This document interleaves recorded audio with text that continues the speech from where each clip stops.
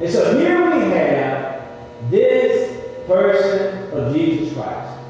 And how does Jesus come on the scene? Well, there are two key people to this story. One is who? Mary. And the other one is who? The other one is Joseph. And so we find ourselves in the story where Joseph has been visited by an angel. And the angel basically said, listen, the girlfriend that you like, that you thought was a good girl, man, she's pregnant. I got to break the news to you. She's pregnant. Good girl's pregnant.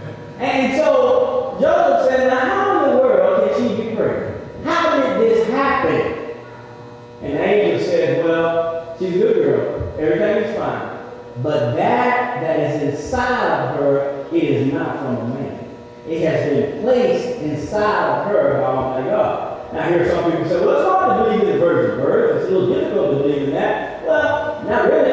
If you believe that God created man out of nothing, then it's not really complicated of how God can create a man and place a baby in the womb of a woman. And just the whole process of life and how it grows, it is so surreal.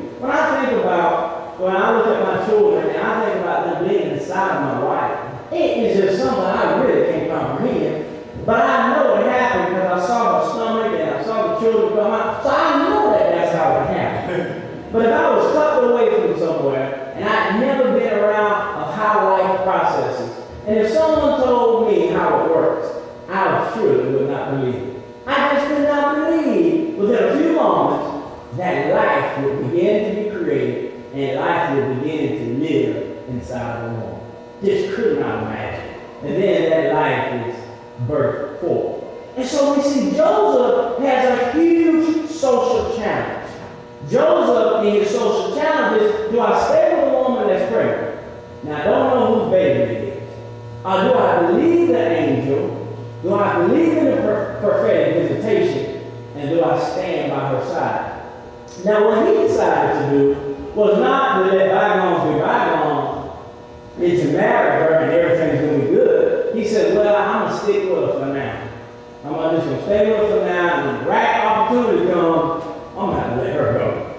And so that's what he was trying to do. He was trying to be a gentleman and kind of let her down softly. Then the other main character, and I hope I'm helping you, the other main character in the story is certainly Mary. And Mary is a very special figure in the story. But Mary is not the Holy Spirit. Mary is not the prophet of God. Mary is not the Son of God. But she was a woman who was chosen by God to birth such a wonderful manifestation. Now, Mary was really a young girl in our day and time. Mary was about 13 years old. So I want you to go back in your mind and think about when you were 13, not 21, not 42, not any older. But can you remember when you were 13? And can you imagine this 13-year-old girl having life inside of her? She knows she was not with anyone. And the angel visits her and says, you are the one that's going to birth the promise. Pretty powerful story.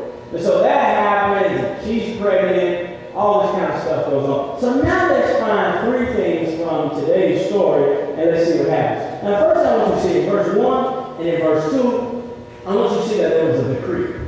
That there was a decree that went forth, and the decree said that everyone had to be taxed. Now what was the significance of this? This taxing was that everybody had to go to their home place, everybody had to go to their hometown from where they were from, where their roots are from. There are some of you, all of us live in Houston, but there's some of you that are from Colorado. There are some of you where your roots are from, I think, New Iberia. There are some of you where your roots are from Georgia and other places. You live here, but your root is somewhere else. And so these individuals were commanded by the decree to go back to the place of their roots. Now, the first thing I want you to understand about the providence of God is that God often uses normal opportunities in life to reposition you.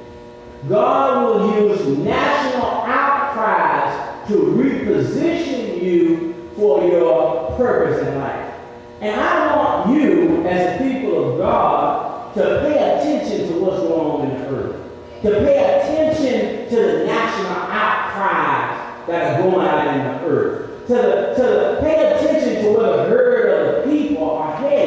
Because as I always say, you are the highest people in the earth because you are the salt of the earth and you're the light of the world. And you want to have an opinion on social issues. And I want you to know that people want to know what you think. Because they want to know what God thinks about this issue. Now there are two issues that have been hot in the news. Hot in the news. And I want you to have an opinion. I don't want you to agree with my opinion, but I want you to have a sound opinion.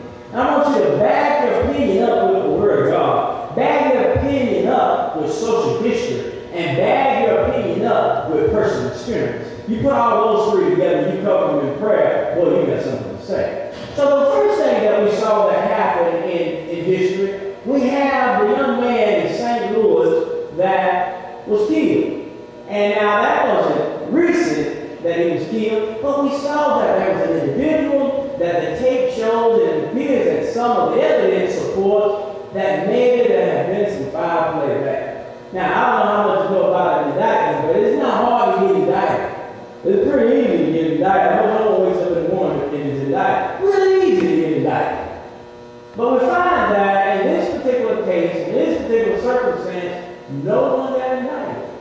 No one is held responsible for this young life. I'm sorry that he happened to be 6'4", about 300 pounds. But that's just the way God made him. That's the way God developed him. God didn't make him a monster. God made him unique in that particular way. But I think we don't want to have an opinion about that. And so we might want to read the newspaper a little bit, and even as young people, because your voice carries sometimes more weight than ours. But you want an opinion. You want to know what's going on. Catch the 6 o'clock news. You can't catch 6 o'clock news? Catch the 11 o'clock news. Because God is raising up a people that have an opinion, that have the ability to respond, not react, but respond to what's going on in the nation. And it's the way that you respond that will cause the masses to follow. Now, if you react, the masses will follow your reaction. But if you respond, they'll also respond with you. And then that was a circumstance in New York City. Again, big old fella. Big old gentleman, see, you get about 6'4", 6'5", or something like that. About 350 pounds. Monster of a man. And the response to that monster of a man, clothed in darkness, if you will, it seemed to have no breast there. And I want you to pay attention and have an opinion what's going on in life. When I look at the statistics, 1 out of 3 black babies born in America, they are going to prison. Not high school, not college, prison. That's where the statistics play out. 1 out of 3 are going to prison. Do you have an opinion on this? Don't follow the public notion that everybody in prison is a monster.